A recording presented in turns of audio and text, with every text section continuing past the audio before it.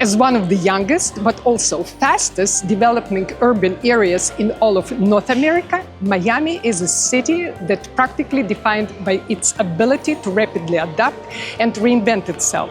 Nowhere in the city proper is more emblematic of this than in the Miami Design District. If you're like me and you lived in South Florida in the 90s and 2000s, you'll remember what this little parcel of 18 blocks used to look like. From an abandoned industrial area of empty, rusty warehouses to one of the city's premier destinations for art and leisure, it's nothing short of a night and day difference. I'm going to show you around a little, talk about the development of this area and what it's like to spend time here and how it fits in the context of the rest of the city and what might be in store for the future. If you are new here, thank you for clicking. I'm Elvira Knips and I do showcase video on local real estate in South Florida and related topics. If you are a returning viewer, welcome back and thank you. Let's get right into it. Despite being so young, you really can't understand Miami's present without understanding its past. That's just because of how quickly land has been developed and redeveloped down here, and the downtown area in particular has seen a lot of change over the decades. The land that is now the Design District was decades ago part of the village of Buena Vista. While not nothing, for much of the 20th century, the main industries in this neighborhood were food farms and furniture factories. It was the early days for Miami, and for a long time, life in what would eventually become the Design District was decidedly more practical and working class. However, by the 1980s and early 90s, the area had fallen into serious despair. The farmers had moved out decades earlier as the urban center of Miami grew and crystallized, and manufacturing and showrooms had steadily fizzled out as well.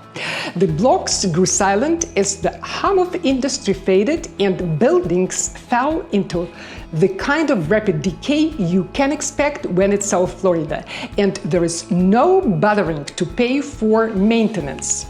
In a similar but delayed pattern to a lot of other major American cities, the area fell apart simply because industry moved out, and poverty and crime inevitably filled the void. It was a predictable enough outcome, but it would take a while before someone came forward with a plan to do something. Enter Craig Robbins, Miami native, passionate about real estate and lifelong appreciator and collector of art. He recognized potential in a location where nearly all other developers has resigned themselves to seeing decay. In the 2000s, right around the time I would have left Florida actually, he began acquiring properties across an 18-block area and began a concerted, long-term effort to convince designers, showrooms and art galleries to settle there. It was more than clear to everyone that manufacturing wasn't coming back, but all the old infrastructure was still there, even if it was in desperate need of a makeover. If the industry of providing practical goods was gone, then maybe it could rise from the ashes by pivoting to the opposite approach, providing cultural and luxury goods. The transformation was carefully curated. They weren't just bringing back shops, but they would revamp the architecture through public art and thoughtful urban design. The idea that this would be more than an open-air mall, and it would stay true to its roots as a district, while also becoming highly contemporary. In 2011, his company partnered with the global investment firm L. Catterton, backed by the luxury conglomerate LVMH, to develop a master plan, and to make a long story short, it worked. Empty warehouses transformed into public art pieces, filled with luxury boutiques, premier restaurants, and collections from some of the most influential and famous contemporary artists in the world. I don't even mean this is a joke or an exaggeration. This is one of the most high-end pedestrian zones in the US now, and 30 years ago it could have been any more different from what it is now. Not only was it sketchy, but there also just wasn't even anything here. It was just dead and empty. If you lived in Miami before they ever transformed this area, then you are really the only people who can understand my shock after coming back a few years ago. I don't have the language to drive home just how crazy it's been. Let's step into the present now. What exactly is the design district actually like? Now, that it's achieved what it set out to do? Well, like I said, it's spread over 18 square blocks with something around 150 showrooms, fashion boutiques, art galleries, restaurants, public art installations, and even some mixed-use housing developments. It is all very high-end, but the fact that it's designed to be walkable and available to the public means that there is a little something here for everyone. My friends and I come here mainly for the art, though I know others who love to come here specifically for the shopping. Some of the flagship stores for universally famous names like Hermès, Louis Vuitton and Dior are located here, along with some boutique options like the jewelers at Oriana Collins. Someone like my son might be more interested in the fact that the restaurants of the district have earned 4 Michelin stars, with L'Atelier being the only restaurant in the entire state of Florida to receive 2. Again, when we left for North Carolina 20 years ago, this whole area was little more than mostly abandoned buildings, filled with people who were either trying to avoid the law or couldn't afford to be anywhere else. And now you mean to tell me it's home to the only restaurant in all of the Florida to receive 2 Michelin stars? It's like waking up from a nightmare only to remember you are the king of France or something like that. It really is that level of whiplash. Moving on though, on the north side of the district is the Institute of Contemporary Art, a sort of sister branch of the main Museum of Contemporary Art in North Miami, which houses about 30% of their total collection and offers free admission as long as you reserve your visit in advance. I'm sure at this point you've picked up on the fact that branding is extremely prevalent here, even for Miami, but understand that it has to be. This kind of economic transformation takes a huge investment of capital, and so, of course, you want to involve some of the most recognizable brand names in the world. Personally, I feel on the happy end of the neutral about it because I remember what was here before, and there is just no way you can't call all of this an improvement. I live pretty far away from here and I don't come here often, so every time I do, I feel like I still approach it with pedestrian tourist eyes, as much as I do from the perspective of a realtor. Looking at it from that angle, I really think it's a pleasant area to hang out in now.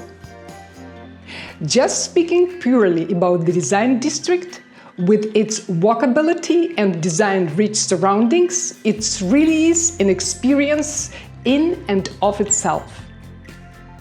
When you factor in how Wynwood is just a few blocks to the south, it's very easy to spend an entire day in the neighborhood and never get bored or run out of things to look at. It's all very stimulating for sure, and it makes complete sense why this is another one in the parts of Miami that's seen heavy and sustained international investment over the last few years. Now, I hope I've illustrated the unique aspects of the design district at least a little, both physically and what it means as an idea. If we want to try to be conscious in how we plan our cities, I think we always need to ask, why does this matter? As far as urban redevelopment, I am not the first to think or say that the design district is a unique local case study in multiple ways. It's emblematic of how cities evolve, how luxury retail and public art can be intertwined, and how design and culture deployed strategically can drive redevelopment in areas abandoned by industry. It shows how architecture and design matter. The buildings, facades, and public spaces are part of the attraction. The shops are art galleries. The streets are curated. The whole thing is meant to be an experience, not just another open-air mall. And if you spend a day here, I think you'll find that it all actually works on you. Finally, it has pretty serious economic implications for Miami residents. High rents, flagship stores, and increasing investment from global players like LVMH, Acre, and Blackstone, just to name a few, shows that Miami has not only grown, but it is rapidly transforming into a global luxury city in a way that no other city in the US is. I mentioned how there are mixed-use buildings with housing options, so let's talk for a little about what it might look like living here, whether it's something you might want to invest in, and what the local lifestyle looks like. If you are considering coming here for more than just a shopping visit, then here is what you need to know. Starting off, this is one of those parts of Miami where location is everything.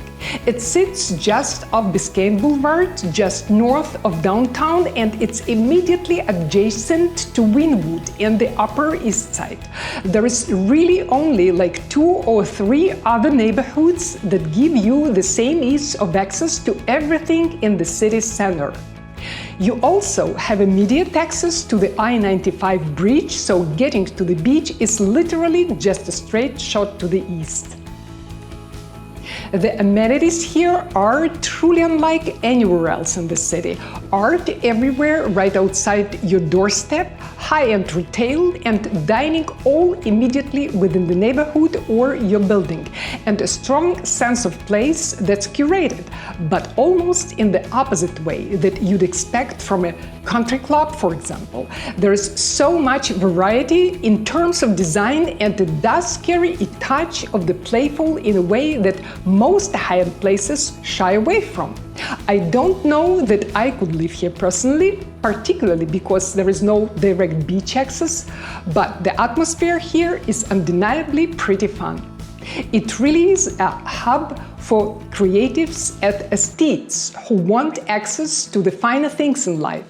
The fact that everything is open to the public also means it's much like a traditional city where it's very much just part of town and not an isolated community.